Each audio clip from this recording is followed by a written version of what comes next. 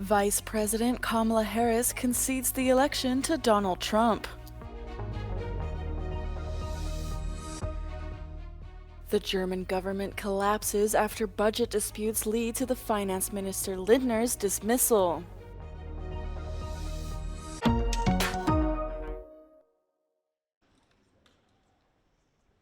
The German traffic coalition has officially failed. Chancellor Olaf Scholz announced on Wednesday that he has fired Finance Minister Christian Lindner. Inter-party fighting has escalated over the past 3 years, with the rift becoming irreparable during the 2025 household budget discussions. Zu oft hat Bundesminister Lindner Gesetze sachfremd blockiert. Zu oft hat kleinkariert parteipolitisch taktiert. Zu oft hat mein Vertrauen gebrochen. Sogar die Einigung auf den Haushalt hat einseitig wieder aufgekündigt, nachdem wir uns in langen Verhandlungen bereits darauf verständigt hatten. Es gibt keine Vertrauensbasis für die weitere Zusammenarbeit. So ist ernsthafte Regierungsarbeit nicht möglich. Scholz has said he will put a vote of confidence to the German parliament in January, and if he loses, then early elections could be held as early as March next year. The dramatic breakup comes just hours after the US elected President Donald Trump for a second time, that is expected to increase pressure on the EU and Germany in particular. German President Steinmeier is expected to deliver a statement on Thursday morning.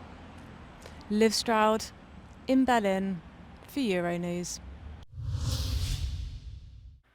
Dozens of European leaders have arrived in Budapest for a meeting of the European political community on Thursday, followed by an informal EU summit on Friday. The biannual meeting will focus on a number of global and continental issues, including European security challenges, Russia's war in Ukraine, conflict in the Middle East, and illegal migration. The summit comes in the wake of Donald Trump's victory in the US election, a geopolitical development that could have far-reaching consequences across the continent. During his campaign, Trump threatened a trade war with Europe and a US withdrawal from NATO commitments. Of highest concern, however, is Trump's position on Russia's war in Ukraine. The president-elect has vowed to end the war within 24 hours of being elected, raising fears that he may reduce or cut off financial and military assistance to the war-torn country. Trump's views on Ukraine are shared by Hungarian Prime Minister Viktor Orban, who is set to host a dinner after the EP summit as the current holder of the bloc's rotating presidency. Orban was the first European leader to congratulate Trump, who he believes will be an ally in his government's efforts to resist European policies on Ukraine. There are fears among some officials that Orban might invite Trump to join the dinner via a video call. So what we can expect now is that he will channel Donald Trump into European politics and also into the European political community. And while his message is going to be that I am the one who can mediate between you guys and Donald Trump, and no question that he will be perceived by many and already perceived by many for good reasons as someone who can be a gatekeeper to Donald Trump. And for the EU, where populist and hard-right forces have already put a strain on the political establishment, Trump's election will only embolden them further. Two candidates with very different views competed for support. The U.S. ambassador to Hungary said that the Hungarian government gambled with US-Hungary relations as he responded to the outcome of the U.S. presidential election. Hungary's relationship. David Pressman said that the damage caused runs deeper than the 4-year term of a president. Prime Minister Orban treated this election like a card game at a casino, and he placed a very big bet. Whether he believes that he won or lost this hand, he was gambling not with money, but with the US-Hungary relationship, a relationship that has been altered by his gamesmanship. Pressman spoke as Donald Trump, the Republican presidential candidate, which has been openly backed by the Hungarian government, won the 2024 U.S. presidential election. A relationship between allies? He concluded his speech by saying that democracy survives when people and their leaders value and defend it, and the same applies to the alliance between the U.S. and Hungary. He told his people that seemingly all of their problems would go away. Vice President Kamala Harris has conceded the presidential election to Donald Trump. As she addressed the American public on Wednesday, she encouraged supporters to continue fighting for their vision of the country. I know many people feel like we are entering a dark time, but for the benefit of us all, I hope that is not the case.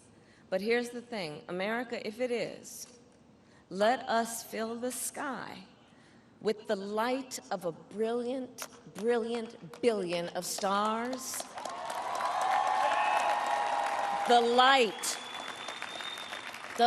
of optimism, of faith, of truth, and service.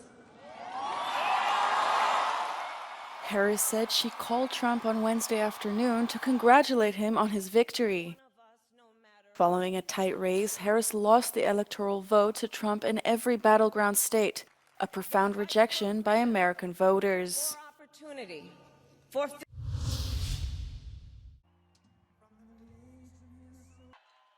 we're on the 5-yard line, maybe even the 1-yard line.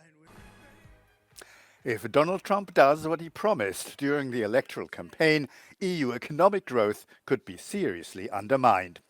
The president-elect repeatedly stated his intention to impose a 10% tariff on European products. And one of the worst hit sectors would be the automotive industry, in particular the German one. The Association of the German Automotive Industry says everything must be done to ensure that new US tariffs are not imposed. I think that both sides need to talk to prevent this. If it happens, we both know what will happen next. Then the European Union will probably have some measurements already ready, and that will be another start of a trade conflict or something in that direction. And that is not what we need. Europe and the US need to understand now that looking at all the geopolitical challenges, that we need to work together, and that geopolitics and economics needs to be thought together. The situation for the automotive industry in Germany is already difficult, with Volkswagen recently announcing the closure of 3 plants. A recent study found that 168,000 jobs could be lost over the next decade as the industry switches to EV production. The other most affected sector would be the steel industry. The US and Europe still haven't fully resolved the issue of tariffs imposed by the previous Trump administration. They have already caused a noticeable slump in exports. According to the European Steel Association, further lengthy and complex negotiations lie ahead. There was found a kind of way forward between Joe Biden and the European Commission, Ms. von der Leyen, to address the trade conflicts concerning steel with a global arrangement on sustainable steel and aluminium. The negotiations had been stalled since the election campaigns in the US started.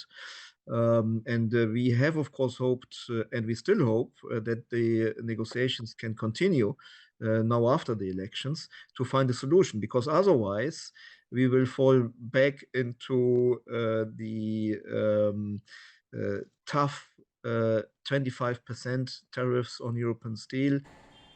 The association also underlines the need for the new US president to be persuaded of the climate goals, not least for his own country's industry, as steel and aluminium production is one of the biggest carbon emitters. Thousands of travel representatives have landed in London for the World Travel Market trade event, as new data shows global tourism is now breaking pre-pandemic records. But where does that leave pledges to ease overcrowding and to deliver on sustainability? Actually, this over-tourism rhetoric is like on the edge of being real or not, because it's not over a long period of time. We have a phenomenon like this when cruises, for instance, visit small islands that cannot handle too many tourists at the same time. We think it's an issue of infrastructure and management at a local level that makes the difference. With sustainability, the travel sector says it's not just working to be net zero, but also striving for net positive. This amid mounting climate change concerns and extreme weather events impacting the sector. The stats say that people are acutely aware of the impact on the environment, and many of them are eager to go to destinations that have a lower carbon footprint. I think there's a bigger impact as well on the weather and how that's changing people's travel choices. With the tourism bounce back, there's also been pushback from communities. Some European destinations have seen anti-tourism protests amid concerns over things like environmental damage and high rental prices. In Croatia, short-term rentals are now changing. We are passing the law in which we are requiring 80% approval of the tenants in the buildings when short-term rentals are possible. We will have a situation in which we have our apartments and residential areas, I'm not going to say free from tourists, but with a significant reduced number of tourists. For the global travel and tourism sector, the pressure is now on to prove that it can be a force for good. Damon Embling, Euronews, London.